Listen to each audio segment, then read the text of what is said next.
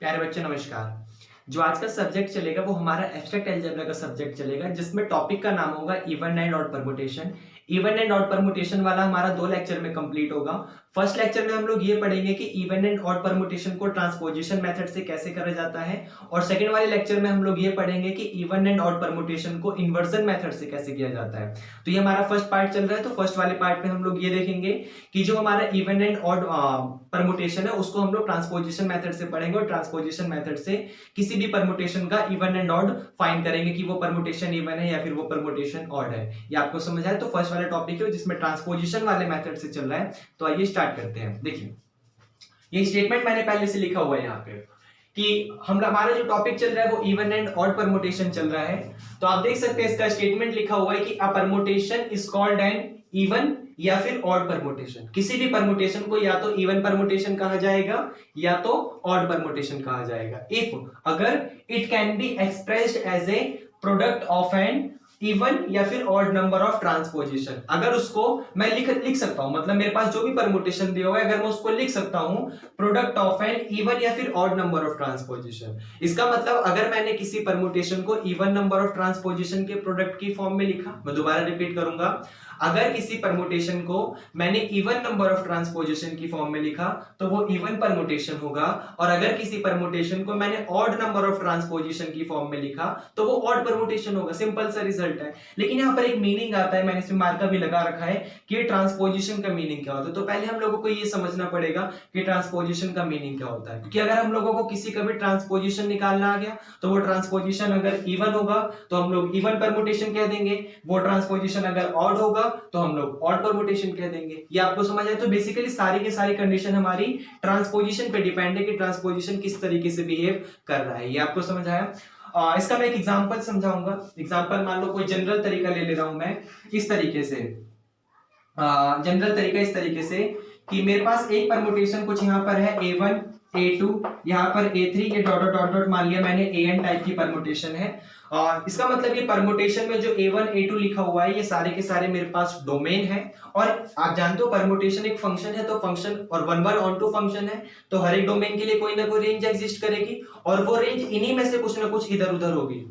इस बात को तो काफी अच्छे से जानते हो ना कि आपका परमुटेशन क्या है, एक one one and onto function है जो कि सेम सेट से सेम सेट पर मैपिंग करता है। मतलब आपके पास कोई अगर सेट F मान लो, कोई एक सेट आपके पास F है तो permutation F to F mapping करता है। मतलब जो एलिमेंट आपके डोमेन में होंगे वही सेम टू सेम एलिमेंट आपके रेंज में होंगे, बस आगे पीछे हो सकते हैं, इंटरचेंज हो सकते हैं, कुछ इधर से उधर हो सकता है, लेकिन जो एलिमेंट यहाँ होंगे वही सेम टू सेम एलिमेंट आपके यहाँ पे रेंज में भी होंगे। ये आपको समझ आया? तो मैंने उसका नाम कुछ ऐसे दे दिया, B1 नाम दे दिया। ये B1 A1 से लेकर AN में से कुछ भी हो सकता है। ये हमने काफी अच्छे से पढ़ा भी हुआ है, वहां पे मैं उसका लिंक डाल दूंगा इंट्रोडक्शन वाले पार्ट में। A2 का मान लिया मैंने B2 दे दिया, A3 का मान लिया मैंने B3, और इस तरीके से करते करते AN का मान लिया मैंने BN दे दिया। अब आपको क्या करना है, ट्रांसपोजिशन का मीनिंग होता है कि पहले तो आप इसकी साइकिल निकालिए, इस परमुटेशन को डिसजॉइंट साइकिल की फॉर्म में लिखिए, फिर डिसजॉइंट साइकिल की फॉर्म में लिखने के बाद हर एक साइकिल की लेंथ 2 कर दीजिए। आप समझ गए? ट्रांसपोजिशन का मीनिंग क्या होता है कि किसी एक परमुटेशन को सबसे पहले क्या करना होता है कि एक परमुटेशन को पहले उसकी साइकिल की फॉर्म में लिखिए, फिर साइकिल की फॉर्म में लिखने के बाद, डिसजॉइंट साइकिल की फॉर्म में लिखने के बाद सबको क्या बोलते हैं उसे, सबको लेंथ 2 की फॉर्म में कन्वर्ट कर दीजिए। जैसे मैं एग्जांपल देता हूं, मान लो उसकी साइकिल कुछ इस तरीके से बनेगी कि A1 है, A2 है और A3 है, ऐसे डॉट डॉट डॉट मान लिया मैंने AK। ये आपके पास साइकिल बन रही है। मैंने ऐसा क्यों लिखा? क्योंकि ये A1 से लेकर AN में से ही कुछ हो सकता है, B2 जो है यहां से लेकर यहां तक में कुछ हो सकता है। तो मैंने बस साइकिल लिख दिया कि मान लो आपके पास साइकिल कुछ इस तरीके से बन रही है। ये आपको समझ आया? और अगली तरफ साइकिल कुछ इस तरीके से बन रही है, जैसे मान लो AK+1, यहाँ पर AK+2, फिर यहाँ पर आपके पास ऐसी मान लिया मैंने dot dot dot AN-1 AN, मान लो कुछ इस तरीके से आपकी साइकिल कैसे भी बन गई, कैसी भी पॉसिबिलिटी हो सकती है, वो तो बस मैंने लिख दिया कि उसकी साइकिल में कैसी कंडीशन होंगे। तो ये आपने क्या करा, इस परमुटेशन की आपने डिसजॉइंट साइकिल यहाँ पे लिख दी, ये मान लो, ठीक है। अब क्या करना है, जब इसका ट्रांसपोजिशन बनाना है कि ये सारी की सारी डिसजॉइंट साइकिल को आपको लेंथ 2 में कन्वर्ट करना है। मतलब हर साइकिल की लेंथ 2 होनी चाहिए। इसका साफ साफ मीनिंग ये है कि हर साइकिल में नंबर ऑफ एलिमेंट सिर्फ 2 ही होने चाहिए, उसके अलावा और कुछ भी नहीं होना चाहिए। ये आपको समझ आया? अब जैसे यहां देखिए, यहाँ पे इसको ट्रांसपोजिशन में कन्वर्ट करना है, तो कन्वर्ट करने के लिए खास तरीका है, बिल्कुल ध्यान से नजरें देखिए यहाँ पे, बिल्कुल यहाँ पे नजर यहाँ होनी चाहिए बिल्कुल, कि A1 पे A2 दे रहा है तो मैं इसको A1 A2 लिख दूंगा। वो हो सकता है A2 पर A3 दे, लेकिन मैं उसको A2 A3 नहीं लिखूंगा, मैं उसको लिखूंगा A1 A3, मतलब A1 A3 की अपनी साइकिल बनाऊंगा। ये आपको समझ आया? ट्रांसपोजिशन में यही कंडीशन आएगी कि आपको यहाँ पर ये नहीं लिख देना कि फिर A1 से A2 आ रहा था तो आप A2 से A3 लिख दोगे, वो नहीं लिखना।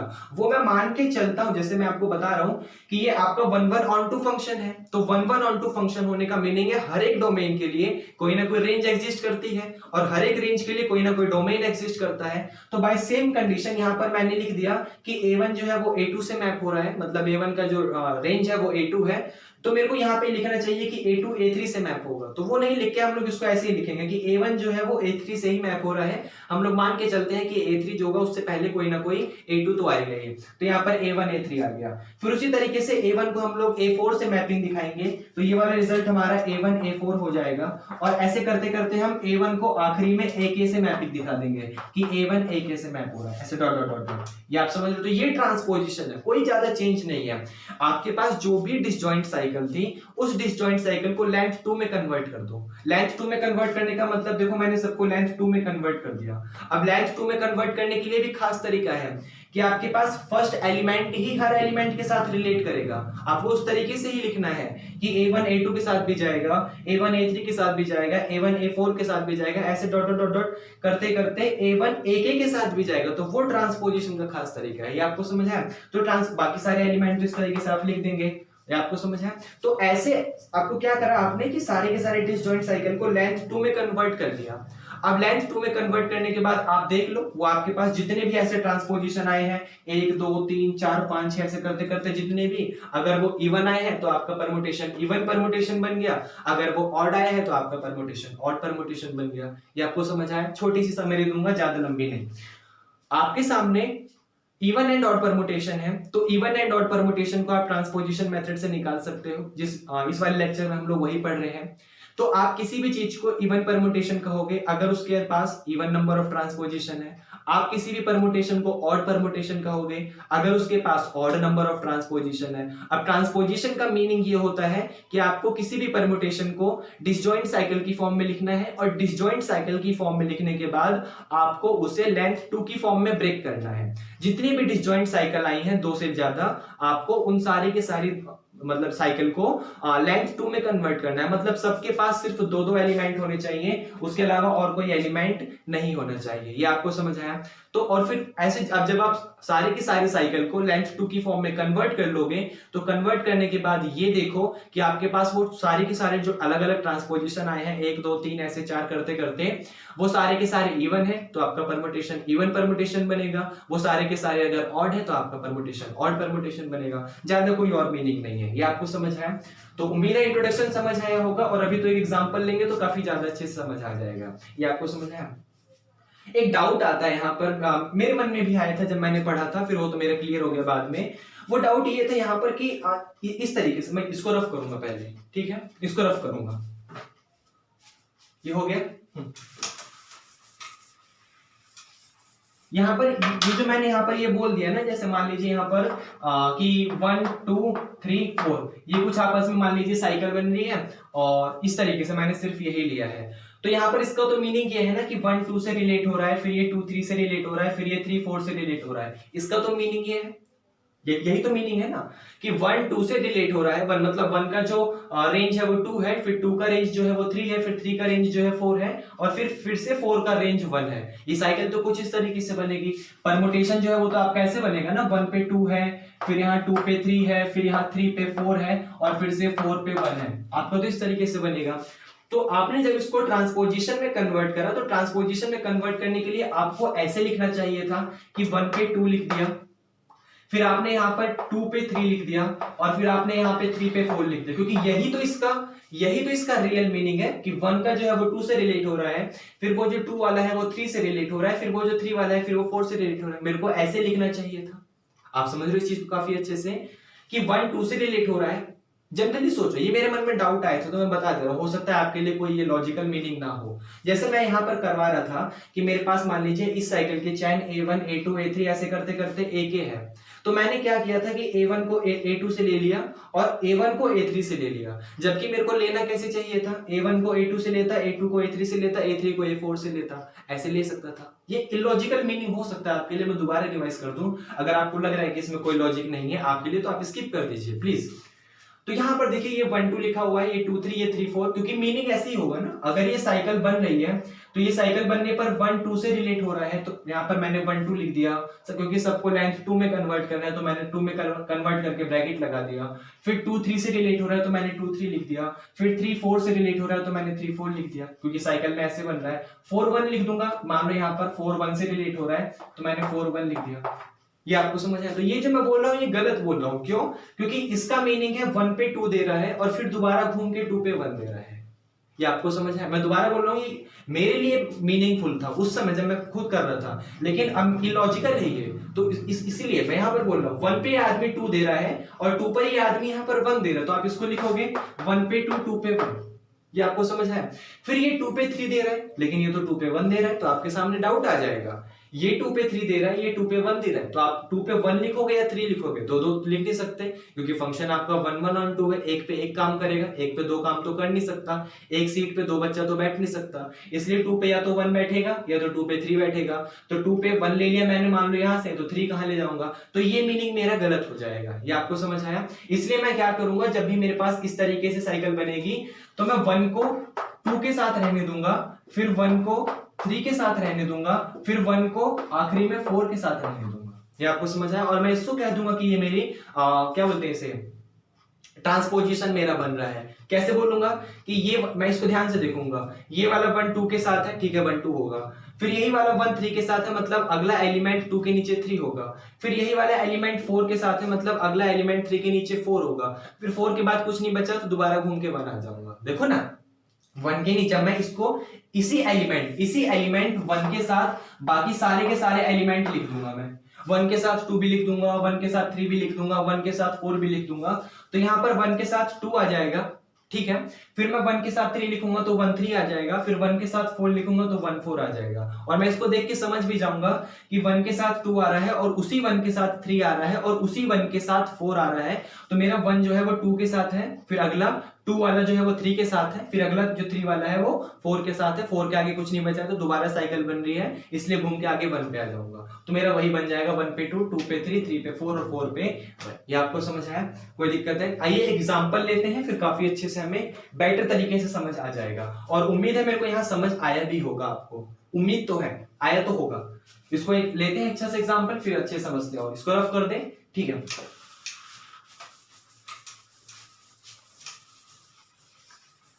छोटी छोटी चीजें पढ़ा करो, जो भी चीजें कर रहे हो उनको पता लगाया करो कि ऐसा क्यों हो रहा है, सीधा एग्जांपल पे मत जाया करो, पहले हर चीज का जनरल तरीका देखा करो कि वो जनरल तरीका किस तरीके से आपके सामने। ये तो बस समझाने के लिए एग्जांपल दिया जाता है कि आपको चलो एग्जांपल आ गया, जब मतलब कुछ और करोगे तो एग्जांपल थोड़ी मिलेगा, पता नहीं कैसा एग्जांपल मिल जाए, वहां क्या जनरल तरीका मिल जाए, तो आपको वहां पे जो आपका बेसिक कंसेप्ट है, छोटी छोटी चीजें वो काम आती है, तो इसलिए हर चीज में देखा करो कि ऐसा क्यों हो गया, ऐसा क्यों हो गया, वरना तो ऐसी बहुत सारी चीजें पता ही नहीं होती है कि A1 के साथ ही A2 ले लिया, फिर A1 के साथ ही A3 ले लिया, फिर A1 के साथ ही A4 ले लिया, वो तो रट्टाफिकेशन हो गया ना, सामने वाले बुक ने बोला इस बुक में लिखा हुआ है कि A1 के साथ A2 लेना है, फिर A1 के साथ ही A3 लेना है, फिर A1 के साथ ही A4 लेना, मैंने लिख दिया, समझाया नहीं तो उसका क्या फायदा, वो तो मैं देख के भी समझ सकता था ना, फिर फायदा क्या हुआ। तो इसलिए हर चीज का मीनिंग देखा करो कि वो क्यों लिख रहा है, और मेरे को ऐसे लिखना चाहिए था, ऐसे लिखना चाहिए था, तो फिर उसने ऐसे लिख दिया तो गलत लिखा है क्या, या कुछ और समझाना चाह रहा है, या उसका कुछ मीनिंग और है, या जो मैं सोच रहा हूँ वो गलत वो सोच रहा हूँ, तो ऐसे समझा करो उस चीजों को, तो काफी ज्यादा बेटर समझ आएगा। आपको समझ आया?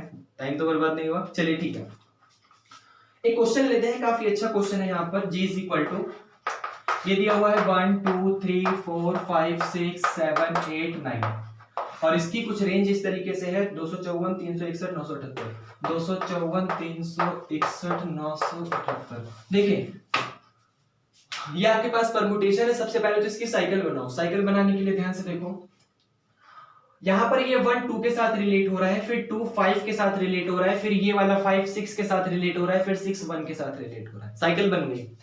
कि 1 जो था वो 2 के साथ रिलेट हुआ, 2 जो था वो 5 के साथ रिलेट हुआ, ये वाला जो 5 था वो 6 के साथ रिलेट हुआ, और वही वाला 6 1 के साथ रिलेट हुआ, तो दोबारा घूम के यहीं आ जाएगा।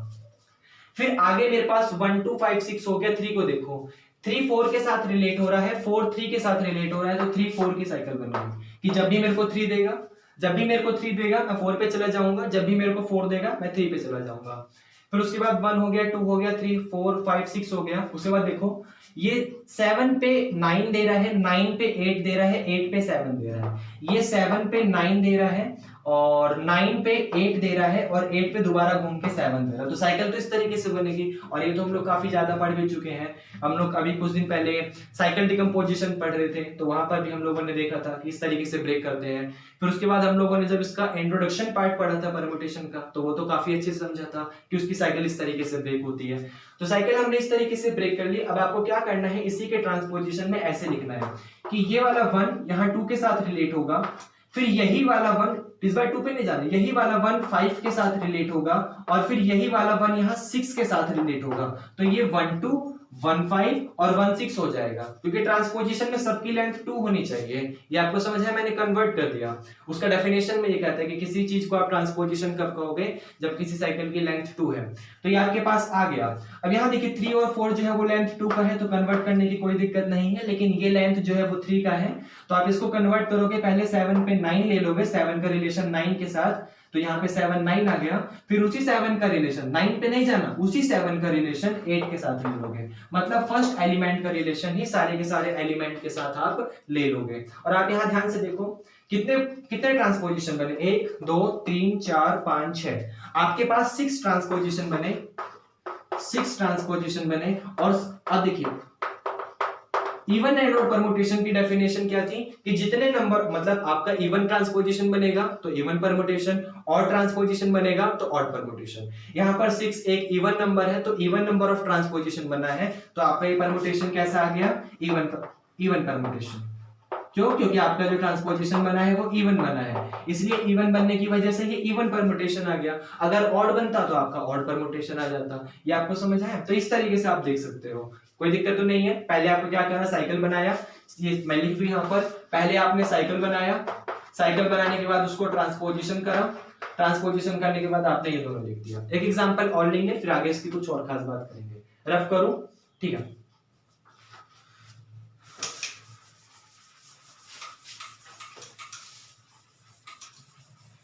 ये वाला एग्जांपल काफी अच्छा एग्जांपल है, क्योंकि इसने क्या करा है, इस बार परमुटेशन नहीं लिया, उसने साइकिल हमें बना के दी है, और साइकिल बना के दी है तो हमें खुद देखना है। यहाँ पे जैसे ये दे रहा है यहाँ पे कि h, ये कहा गया, हाँ ये h जो है ये आपका दे रहा है यहाँ पे कि 1 2 3 4 5, और यहाँ पे दे रहा है ये 1 2 3, और यहाँ पे दे रहा है ये 4 5।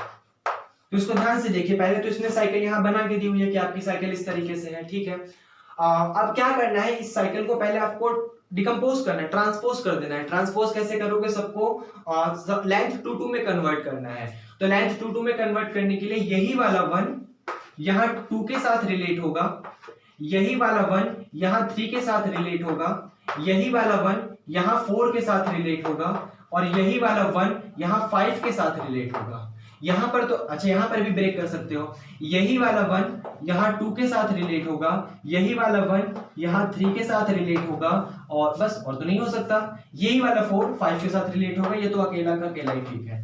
ये आपको समझ है, आपने ट्रांसपोज कर दिया। अब देखो कितने बने, 1 2 3 4 5 6 7, आपके पास कितने बने, 7 ट्रांसपोजिशन बने।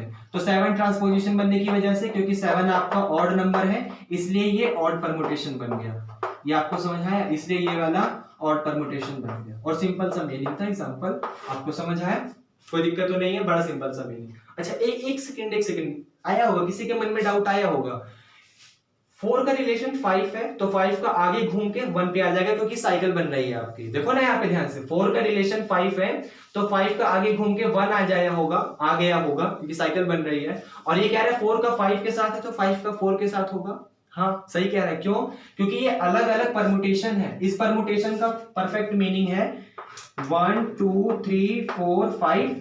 ये आपको समझ आया, 1 के नीचे 2 है, 2 के नीचे 3 है, 3 के नीचे 4 है, 4 के नीचे 5 है, 5 के नीचे 1 है। इस परमुटेशन का मीनिंग ये है। इस परमुटेशन का मीनिंग है कि 1 के नीचे 2 है, 2 के नीचे 3 है, 3 के नीचे 1 है और दो एलिमेंट और चाहिए, तो 4 के नीचे 4 सेम टू सेम, 5 के नीचे 5 सेम टू सेम, क्योंकि उसने नहीं दिया हुआ। उस वाले परमुटेशन का मीनिंग है क्योंकि 4 5 दिया है, उसके अलावा और कुछ तो दिया नहीं है, तो 4 के नीचे 5 ले लूंगा, 5 के नीचे 4 ले लूंगा, बाकी में सब सेम टू सेम, 1 के नीचे 1, 2 के नीचे 2, 3 के नीचे 3। ये आपको समझ आया? फिर इन परमुटेशन की मल्टीप्लाई करूंगा, मल्टीप्लाई करने के बाद जो एक परफेक्ट परमुटेशन बनेगा, दोबारा रिपीट करूं, इन परमुटेशन की मल्टीप्लाई करूंगा। आप मल्टीप्लाई करके देखो तीनों की, आपका जो रिजल्ट आएगा एक परमुटेशन, उस एक परमुटेशन का डिकम्पोज करो, साइकिल डिकम्पोज करो, समझ रहे हो? फिर साइकिल डिकम्पोज करने के बाद उसके ट्रांसपोजिशन लो, रिजल्ट ये मिलेगा। ये आपको समझ आया? तो उसका मीनिंग ये है, ये मत समझना कि 4 पे 5 दे रहा है, 5 पे 1 दे रहा है, और ये 4 पे 5 दे रहा है, 5 पे 4 दे रहा है, तो 5 जो है यहाँ 1 दे रहा है, 5 यहाँ 4 दे रहा है, तो ये तो 1 1 ऑन 2 तो हुआ नहीं। एक बच्चा 2 सीट पे जाके बैठ गया, तो एक बच्चा 2 सीट पे जाके बैठ गया, मतलब 5 1 पे भी दे रहा है, 5 4 पे भी दे रहा है, तो वो मीनिंग नहीं है। ये अलग अलग परमुटेशन है, इनका अभी मल्टीप्लाई करो, मल्टीप्लाई करने के बाद एक कॉम्बिनेशन आएगा, एक परमुटेशन आएगा, फिर एक परमुटेशन का आप साइकिल निकालो, साइकिल निकालने के बाद उसको ट्रांसपोज करो, तो फिर आप चेक करोगे आपका यही मिलेगा या फिर सीधा ऑड परमुटेशन आपको मिल जाएगा 7 ट्रांसपोजिशन की वजह से। ये आपको समझ आया? तो इसका मीनिंग ये है। तो ये इसका एग्जांपल था, मेरे को उम्मीद है समझ भी आया होगा। कुछ नहीं करना, बस साइकिल को ट्रांसपोज करते चले जाना है और फिर ट्रांसपोज करके जो हमारा रिजल्ट बनेगा उसे हम लोगों को देख लेना है। और जैसा कि मैं आपसे कई बार पहले भी बोलता आ रहा हूँ कि एब्स्ट्रैक्ट अलजेब्रा कुछ नहीं है, जो हम लोग बचपन में एलकेजी क्लास में पढ़ा करते थे वही सारी चीजें हैं, बस उनको हल्का सा मॉडिफाई कर दिया, हल्का सा एडवांस बना दिया, बाकी सब चीजें वही है। जैसे देखो दिखाता हूँ यहाँ पे कि क्या बताऊं, हाँ ये बताना है मेरे को, इसकी कुछ प्रॉपर्टी है। प्रॉपर्टी जैसे बचपन में सिखाया जाता था कि इवन और इवन ऑड होता है, गलत बोला मैंने? हाँ, मेरे को ये बोलना चाहिए जैसे बचपन में सिखाया जाता है कि इवन नंबर और इवन नंबर का अगर आप ऐड करेंगे तो रिजल्ट आपका इवन नंबर आता है। जैसे देखो ना, 2 और 4 ऐड करो, 2 और 4 ऐड करो, 2 भी इवन नंबर है, 4 भी इवन नंबर है, रिजल्ट 6 मिलेगा, 6 भी इवन नंबर आया। तो वही सेम चीज परमुटेशन चलेगा, क्योंकि एब्स्ट्रैक्ट अलजेब्रा उन नंबर के बारे में तो हम लोग पढ़ रहे हैं, वो सेट के बारे में तो पढ़ रहे हैं, सेट का किसी भी तरीके से कॉम्पोजिशन ले रहे हैं कि वही सारी चीजें पढ़ रहे हैं। मैं कई बार बता चुका, इसे दोबारा बताऊंगा, समय की बर्बादी है। तो ये प्रॉपर्टी का मतलब वही सेम टू सेम चीज है कि अगर आपने कोई भी दो इवन, मैं अगर डेफिनेशन लिखूं शुद्ध तरीके से तो ऐसे लिखूंगा कि द प्रोडक्ट ऑफ, अगर मैं शुद्ध तरीके से लिखूं तो फिर मैं समझाऊंगा तो वैसे अपनी भाषा में, the product of two even permutation is an even permutation since the sum of two even integer is even. Since the sum of two even integer is even. देखिए वही मीनिंग है उसका यहाँ पर कि अगर आप किसी दो परमुटेशन का मल्टीप्लाई करेंगे, प्रोडक्ट लेंगे, तो रिजल्ट आपको इवन परमुटेशन ही मिलेगा। दो इवन परमुटेशन का रिजल्ट आपको इवन ही मिलेगा। क्यों? क्योंकि दो इवन नंबर जो होता है, सम ऑफ टू इवन इंटीजर, वो एक इवन ही होता है। यहाँ पर परमुटेशन को आप ऐड नहीं करते, आप मल्टीप्लाई करते हो। तो यहाँ पर आपको देखो ना, वही लेना है, जो इवन इंटीजर आप दो जोड़ते हो तो रिजल्ट आपको इवन मिलता है। तो सेम केस वही चलेगा कि अगर आपने दो परमुटेशन का प्रोडक्ट किया, क्योंकि परमुटेशन जो है ग्रुप वाला, उसको ऐड नहीं करते, उसको प्रोडक्ट लेते हैं। तो अगर आपने दो परमुटेशन का प्रोडक्ट करा इवन का, तो रिजल्ट भी आपको इवन परमुटेशन मिलेगा। सारी चीज वही डिपेंड है। दूसरा एग्जांपल जैसे ये है, आप इस चीज को काफी अच्छे से जानते हो कि अगर आपने दो ऑड नंबर जोड़ दिए, ऑड नंबर जैसे मान लो 3 और 5, तो 3 और 5 जोड़ने, दोनों ऑड नंबर थे, रिजल्ट आपको 8 मिला, 8 मिला, और 8 इवन नंबर है। मतलब दो ऑड नंबर जोड़ते हो तो रिजल्ट आपको इवन नंबर मिलता है। उसी तरीके से दो ऑड परमुटेशन का product, odd permutation into odd permutation बराबर आएगा इवन परमुटेशन। ये आप समझ रहे हो? वही मीनिंग है जो वहां करा करते थे। तीसरा रिजल्ट आपका ये आ जाएगा कि अगर आपने जैसे जानते हो ना बचपन से कि अगर एक ऑड नंबर लिया और एक इवन नंबर लिया और दोनों को ऐड करा तो रिजल्ट हमें ऑड नंबर मिलेगा।